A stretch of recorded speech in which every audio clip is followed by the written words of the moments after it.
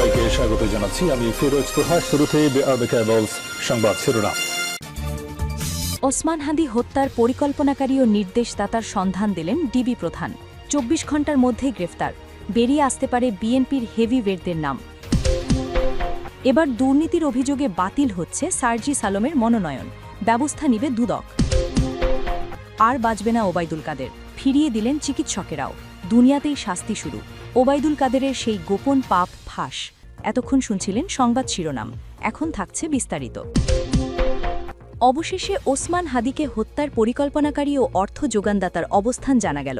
ইনকিলাব মঞ্চের আব্যভায়ক শরীফ ওসমান বিন হাদিকে হত্যা মামলার মূল পরিকল্পনাকারী ও নির্দেশদাতা ঢাকা মহানগর উত্তর যুবলীগের সাংগঠনিক সম্পাদক ও মিরপুর এলাকার সাবেক ওয়ার্ড কাউন্সিলর তাজুল ইসলাম চৌধুরী বাপ্পি গা ঢাকা দিয়ে আছেন কলকাতাতেই।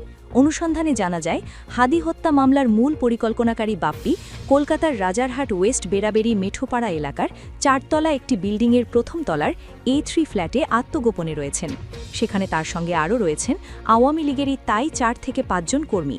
স্থানীয় সূত্রে জানা যায়, কলকাতার এই এলাকায় পুলিশ পরিচয় দিয়ে আত্মগোপনে রয়েছেন বাপ্পি। প্রায় ১ বছরের বেশি সময় ধরে এই ঠিকানায় অবস্থান করছেন তিনি। যদিও এই ঠিকানায় সরজমিন পৌঁছলে গা ঢাকা দেয় তাজুল। এদিকে তার সঙ্গে ওই ফ্ল্যাট শেয়ার করা দলীয় কর্মী শেরেবাংলা থানা এলাকায় যুবলীগ নেতা শফিক বলেন, তাজুল এই মুহূর্তে ফ্ল্যাটে নেই, আপনি নম্বর দিয়ে যান, তাকে ফোন করতে বলবো। আমাদের বিরুদ্ধে হাদি হত্যা মামলার কোনো রকম মামলা নেই, বাপ্পির বিরুদ্ধে আছে, তবে সেটা মিথ্যা মামলা। এদিকে শহীদ শরীফ ওসমান বিন হাদিকে একজন ওয়ার্ড কমিশনারের নির্দেশে হত্যা করা হয়েছে এমন অভিযোগ বিশ্বাসযোগ্য নয় বলে মন্তব্য করেছেন ইনকিলাব মঞ্চের সদস্য সচিব আবদুল্লাহ আল জাবের। তিনি দাবি করেন, এই হত্যার পেছনে একটি বড় চক্র কাজ করেছে এবং রাষ্ট্রীয় ব্যবস্থার সংশ্লিষ্টতা রয়েছে। যেসব অভিযোগপত্রে তাদের নাম নেই সেগুলো তারা প্রত্যাখ্যান করেন। হত্যার ঘটনায় প্রধান অভিযুক্ত ফয়সাল করিম মাসুদের ৫৩টি ব্যাংক হিসাবে থাকা ৬৫,৫০,২৪৬ টাকা ফ্রিজ করার আদেশ দিয়েছেন আদালত। নির্বাচন কমিশনে জমা দেওয়া পঞ্চগড় ১ আসনের প্রার্থী সার্জিস আলমের নথিপত্রে আয়ের তথ্যে গড়মিলের অভিযোগ উঠেছে। এ নিয়ে সুনির্দিষ্ট তথ্য পেলে তার বিরুদ্ধে ব্যবস্থা নেওয়া হবে বলে জানিয়েছেন দুর্নীতি দমন কমিশনের মহাপরিচালক মোহাম্মদ আখতার হোসেন।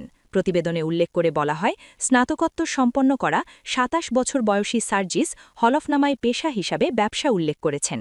তিনি বার্ষিক ব্যবসায়িক আয় দেখাচ্ছেন ৯ লাখ টাকা। অথচ তার ২৫-২৬ করবর্ষের আয়কর রিটার্নে আয় উল্লেখ করা হয়েছে ২৮,৫০,০০০ টাকা, যা হলফনামার তথ্যের ৩ গুণের বেশি। আয়ের ২ রকম তথ্যই হলফনামায় দিয়েছেন তিনি। পালাবো না, কোথায় পালাবো? প্রয়োজনে ফখরুল সাহেবের বাসায় গিয়েই উঠব। কানের কাছে কথাগুলো নিশ্চয়ই এখনও বাজে। মনে আছে সে দম্ভ? বিএনপির মহাসচিব মির্জা ফখরুল ইসলাম আলমগীরকে উদ্দেশ্য করে কথাগুলো যিনি বলেছিলেন, তিনি আওয়ামী লীগের সাধারণ সম্পাদক এবং সাবেক সড়ক পরিবহন ও সেতুমন্ত্রী ওবায়দুল কাদের, একসময় যাকে মানুষ ভালোবেসে বা ঘৃণায় কাউয়া কাদেরও বলত। অথচ ভাগ্যের কি নির্মম পরিহাস! ৫ আগস্টের পর গণ অভ্যুত্থানের পরে সেই পালাবোনা বলা মানুষটি সবার আগে দেশ ছেড়েছেন। আর এখন তার সময় কাটছে ভারতের কলকাতার কোনো এক গোপন আস্তানা নয়। একসময়ের দুর্দান্ত প্রতাপশালী এই নেতা আজ ভুগছেন জীবন মৃত্যুর সন্ধিক্ষণে। আজকের ভিডিওতে আমরা জানব ওবায়দুল কাদেরের বর্তমান শারীরিক অবস্থার গোপন খবর, জানব তার পতনের নৈপথ্যের কাহিনী এবং সড়ক ও জনপথ বিভাগে তার হাজার হাজার কোটি টাকার দুর্নীতির ভয়ঙ্কর সব খতিয়ান। কিভাবে পাপের শাস্তি দুনিয়াতেই পাচ্ছেন এই নেতা, জানতে হলে ভিডিওটি শেষ পর্যন্ত দেখুন। ৫ আগস্ট শেখ হাসিনা পদত্যাগ করে দেশ ছাড়ার পর থেকেই ওবায়দুল কাদেরের খোঁজ পাওয়া যাচ্ছিল না। পরবর্তীতে জানা যায় তিনি ভারতে পালিয়ে গেছেন। কিন্তু সেখানেও কি শান্তিতে আছেন তিনি? মোটেও না। সারাদিন আবল তাবল মিথ্যার ফুলঝুরি ফোটানো সেই কাদের এখন কথা বলার শক্তিও হারিয়েছেন। বর্তমানে তার অবস্থা এতটাই সংকটাপূর্ণ যে তাকে কলকাতার ওপেলো হাসপাতালে ভেন্টিলেশনে পর্যন্ত রাখতে হয়েছিল। খবর পাওয়া গেছে, গত শুক্রবার হঠাৎ করেই তার শারীরিক অবস্থার মারাত্মক অবনতি ঘটে। প্রায় সংজ্ঞাহীন অবস্থায় তাকে হাসপাতালে নেওয়া হয়, কিন্তু সেখানেও ভয় তাকে ছাড়েনি। হাসপাতাল কর্তৃপক্ষ জানায়, তার নিরাপত্তার কথা চিন্তা করে পরিবারের সিদ্ধান্তে তাকে হাসপাতাল থেকে সরিয়ে নেওয়া হয়েছে। কোথায় নেওয়া হয়েছে? হাসপাতালের রাজারহাট নিউ টাউনের কাছে একটি গোপন ভাড়া বাড়িতে। সেখানেই এখন চলছে তার চিকিৎসা। ডাক্তার, লাইফ সাপোর্ট আর অক্সিজেনের সিলিন্ডারে ঘেরা তার বর্তমান জীবন। যে মানুষটি একসময় হুঙ্কার দিয়ে রাজপথ কাঁপাতেন, আজ তিনি নিজের ছায়াকেও ভয় পাচ্ছেন। ভয়ে হাসপাতাল পর্যন্ত থাকতে পারছেন না, পালিয়ে বেড়াচ্ছেন এক বাসা থেকে আরেক বাসায়। সাধারণত কোনো মানুষ অসুস্থ হলে দেশবাসী তার জন্য দোয়া করে। আমরা দেখেছি খালেদা জিয়ার অসুস্থতায় মানুষ ব্যথিত হয়েছে, কিন্তু ওবায়দুল কাদেরের ক্ষেত্রে চিত্রটি সম্পূর্ণ ভিন্ন। তার অসুস্থতার খবরে সামাজিক যোগাযোগ মাধ্যম জুড়ে আনন্দের বন্যা বয়ে যাচ্ছে।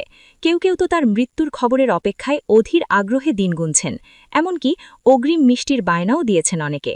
কেন এত ঘৃণা? কেন এই আক্রোশ? ধর্মীয় ও নৈতিক দৃষ্টিকোণ থেকে অনেকেই এটাকে পাপের শাস্তি বা প্রকৃতির প্রতিশোধ হিসেবে দেখছেন। মানুষ মনে করছে ওবায়দুল কাদের তার কর্মফল দুনিয়াতেই ভোগ করছেন। দর্শক, ওবায়দুল কাদেরের হাজার কোটি টাকার দুর্নীতির বিস্তারিত হিসাবে যাওয়ার আগে ছোট্ট একটি অনুরোধ। রাজনীতির এমন সব গোপন খবর এবং বিশ্লেষণ ধর্মীয় ভিডিও পেতে আমাদের চ্যানেল এখনই সাবস্ক্রাইব করে বেল আইকনটি চেপে দিন। ফিরে আসছি মূল আলোচনায়। সম্প্রতি সোশ্যাল মিডিয়ায় ওবায়দুল কাদেরের একটি ছবি ভাইরাল হয়েছে। সেই ছবিতে তাকে দেখে চেনার উপায় নেই। বিধ্বস্ত চেহারা, অসহায় দৃষ্টি। তাকে দেখে মনে হচ্ছে যেন মিশরের সেই জালিম শাসক ফেরাউনের মতো কোনো অভিশাপ তাকে গ্রাস করেছে। ক্ষমতা, অর্থ, প্রভাব সব থেকেও আজ তিনি রিক্ত, নিঃস্ব। ইসলামী শিক্ষা ও নৈতিকতা বলে কিছু পাপের শাস্তি আল্লাহ তাআলা আখেরাতের আগেই দুনিয়াতে দিয়ে দেন, যাতে অন্যরা শিক্ষা নিতে পারে। এর মধ্যে অন্যতম হল জুলুম, অহংকার আর দুর্নীতি।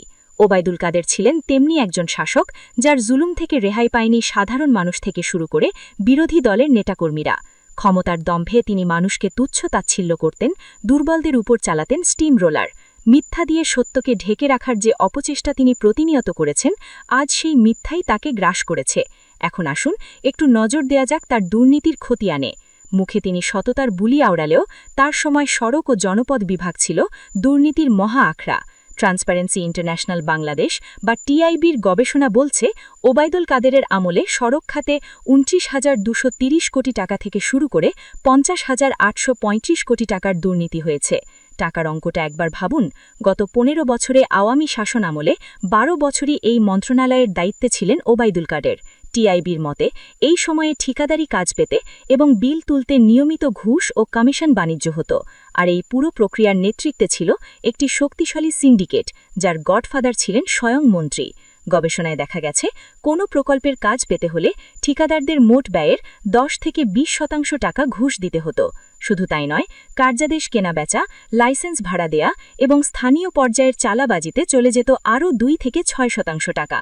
সব মিলিয়ে একটি প্রকল্পের মোট ব্যয়ের ২৩ থেকে ৪০% টাকাই চলে যেত দুর্নীতির পেটে। অর্থাৎ রাস্তার জন্য বরাদ্দ টাকার অর্ধেকই গায়েব হয়ে যেত। ফলে আমরা পেতাম জোড়াতালি দেয়া নিম্নমানের রাস্তা, যা সামান্য বৃষ্টিতেই ভেঙে যেত। সড়ক নির্মাণে বাংলাদেশ বিশ্বে ব্যয়ের দিক থেকে রেকর্ড গড়েছে।